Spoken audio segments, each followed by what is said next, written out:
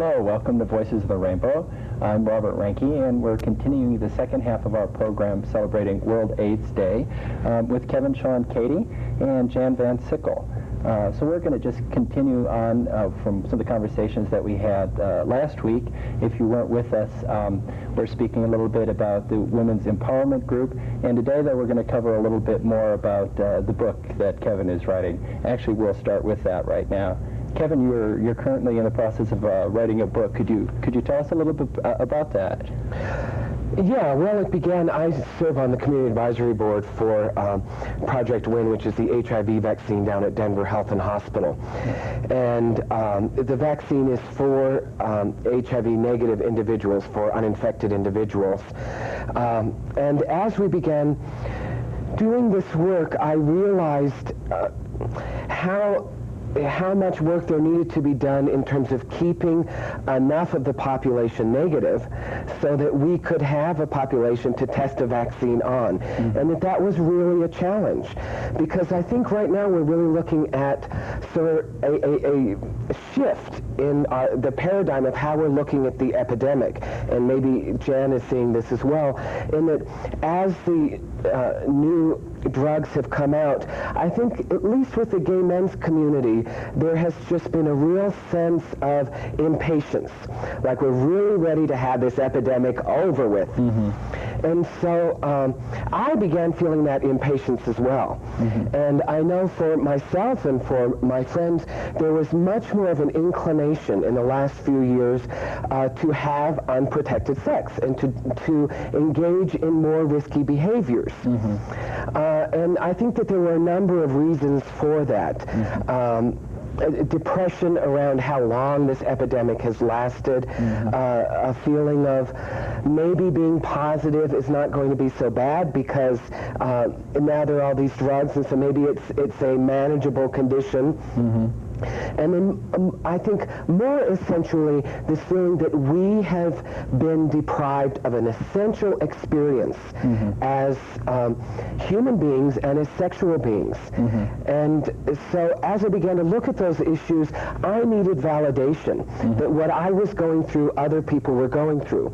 And I would go to a bookstore and there was absolutely nothing, no kind of literature on protected sex. It was really an incredibly closeted conversation. And so I started interviewing people around the country, and then I've gone to Europe a couple of times to see how people are dealing with it, whether they're positive or whether they're HIV negative. How has the epidemic affected them sexually and psychologically and emotionally?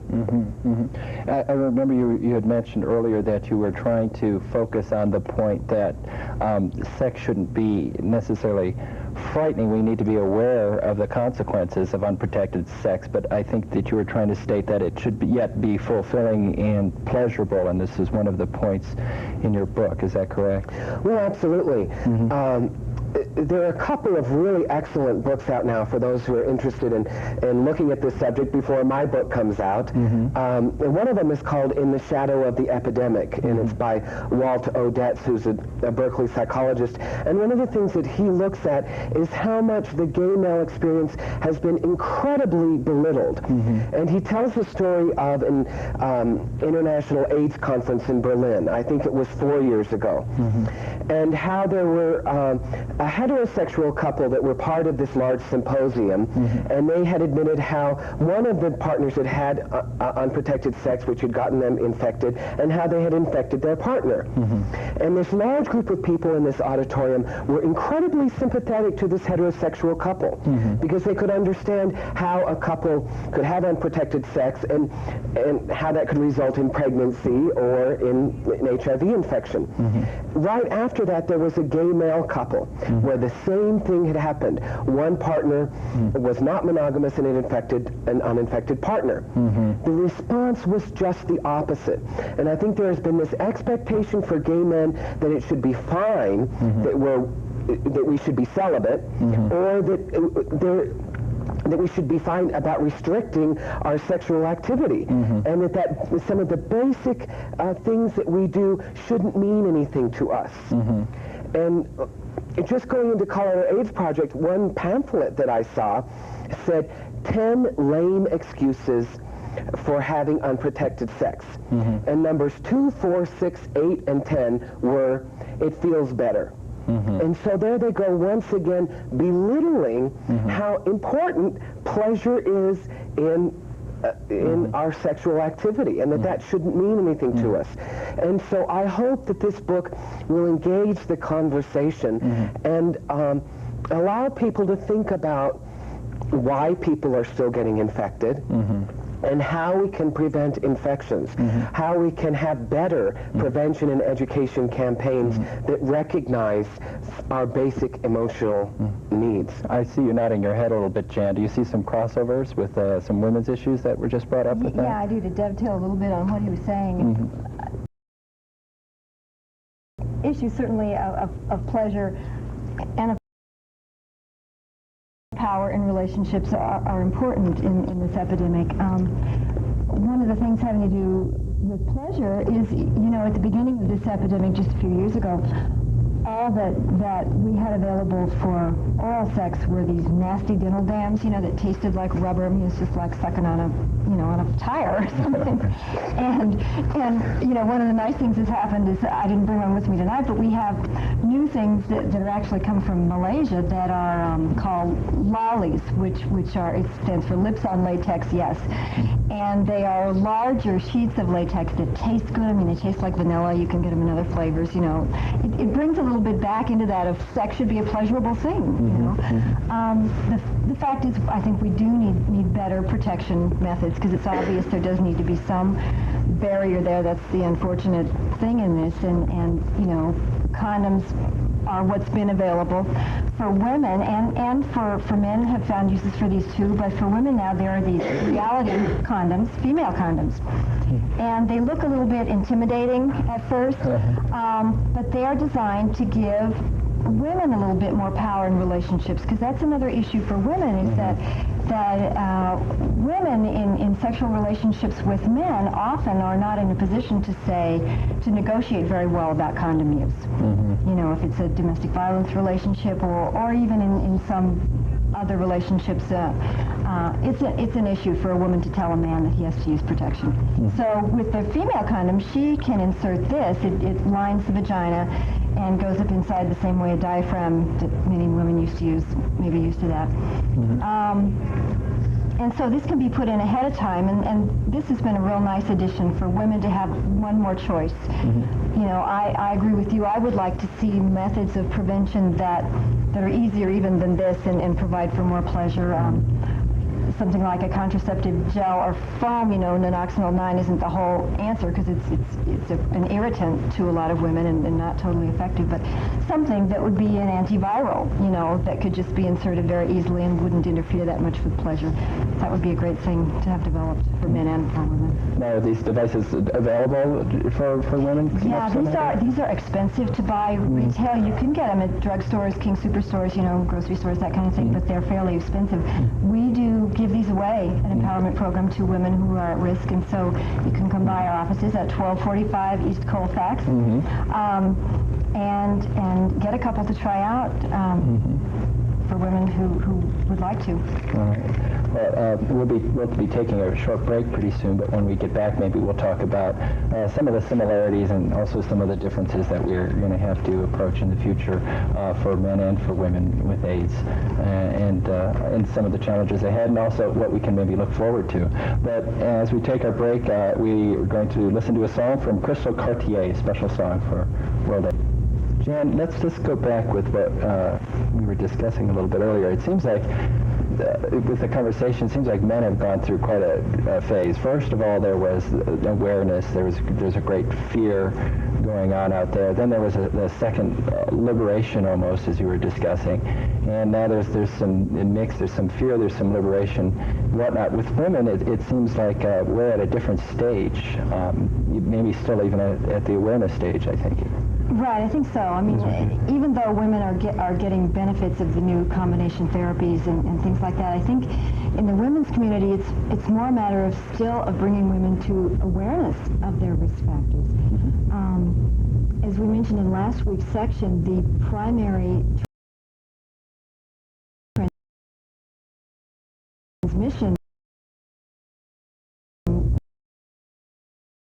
route for women is heterosexual sex. And for a lot of women, they are not aware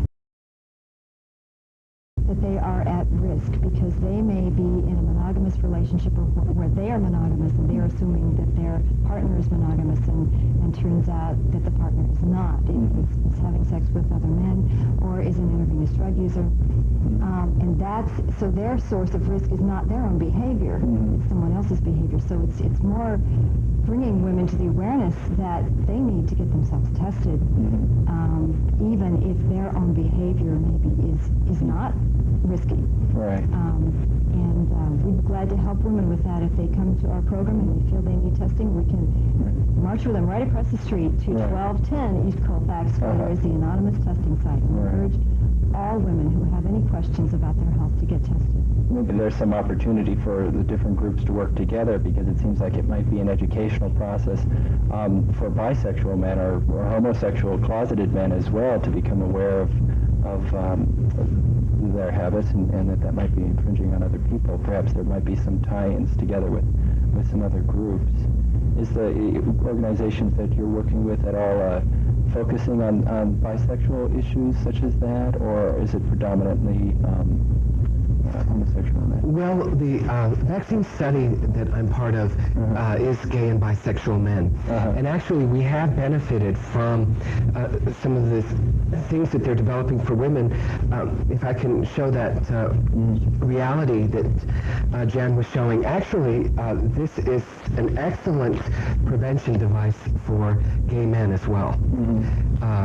Because the riskiest route for infection for gay men is unprotected anal sex, and there's an attitude really that the receptive partner has to be the one responsible for the protection. Right.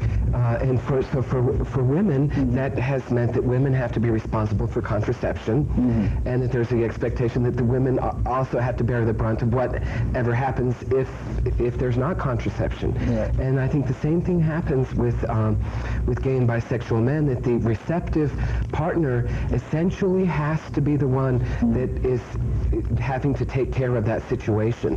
So I think this has become a very effective way for men who are receptive to not have to go through the negotiation, because there's the same issue of being afraid to ask a partner to put on a condom, and with this you don't have to. Now, that kind of leads into your book, I think, a little bit more, Kevin. You're currently interviewing men who practice unsafe sex. Can you elaborate on that? Well, it's not just men who practice unprotected sex. I've interviewed, and I'm still interviewing, gay and bisexual men to engage the conversation on how we're dealing sexually and psychologically and emotionally with the epidemic. And I think especially for HIV-negative men, there has been a real neglect around our issues. And in the book that I mentioned earlier, In the Shadow of the Epidemic, that psychologist refers to it as being sort of the good child. And that in a family, a child who's sick gets the attention. And so certainly in the gay community, those who were infected and those who were sick and dying received all of the attention. And so for those of us who were HIV negative, there was this feeling that we don't have any issues. We don't need any support groups. We're doing just fine. Well, the problem with that approach has been that then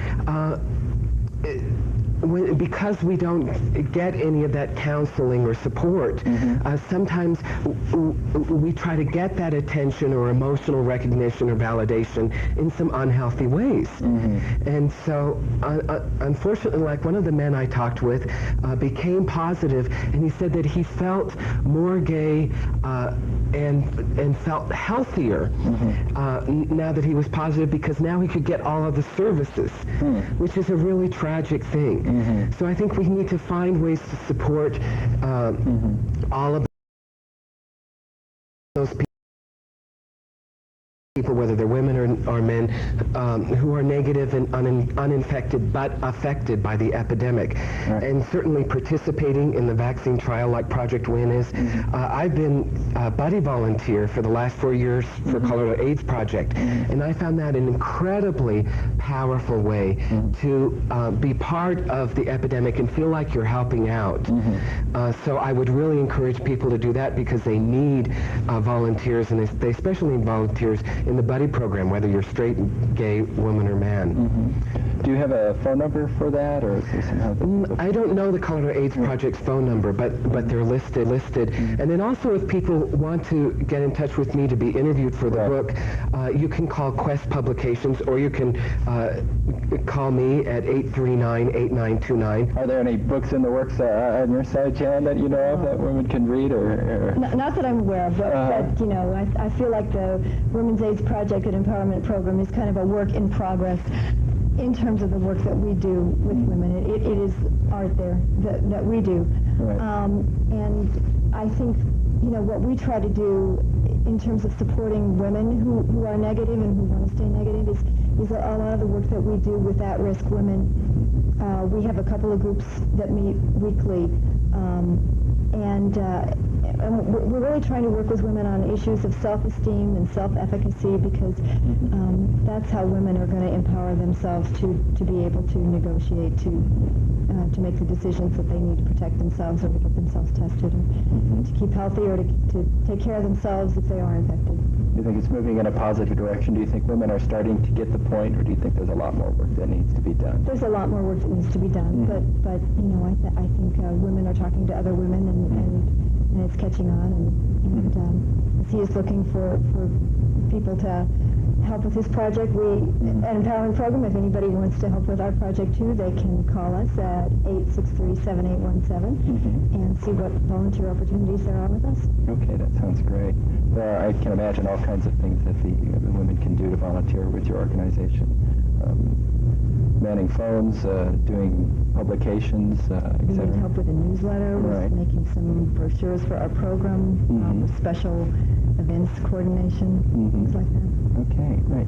Well, we're running out of time. Is there any last statement that you would each like to make?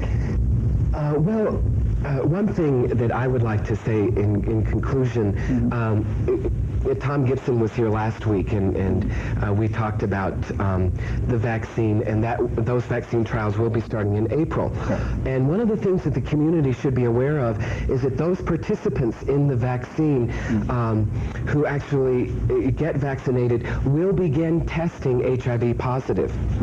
And so you may be coming across somebody in work or in your social life who is HIV positive, but that doesn't mean they're infected. It just means that they have been vaccinated. Just like anyone who's got a polio vaccine is polio positive with the vaccine. So that's important to know that soon a number of us are going to be HIV positive with the vaccine as the vaccine becomes widely available. Okay. Jan, is there any concluding remarks that you would like to make? Something to reiterate about Women's Project and areas that women could be made more aware? Maybe we could list the phone number one more time. Okay, it's 863-7817. I would encourage any woman who needs services, who knows that she is HIV positive, to contact us, or any woman who wants information to help herself stay healthy and negative should get in touch with us as well. Okay. Well, I thank you both. Thank you for having us. We really appreciate it. Sean again with the Community Advisory Board and WIN Project, and Jan Van Sickle with the Women's AIDS Project. Thank you. Thank you both. And that concludes our 2-week series for World AIDS Day. Thank you. Good night. If I'm going to have sex, it's going to be protected. If it's not going to be protected, it's not going to be sex. If you have a condom and your partner doesn't, you just say, here, put this on. When we see a girl carrying around some condoms, we should give her credit for that. We should encourage that. It's much more common for people, men and women in particular, to go and buy a condom. You have to be careful. Love does not protect here. Respect yourself, protect yourself.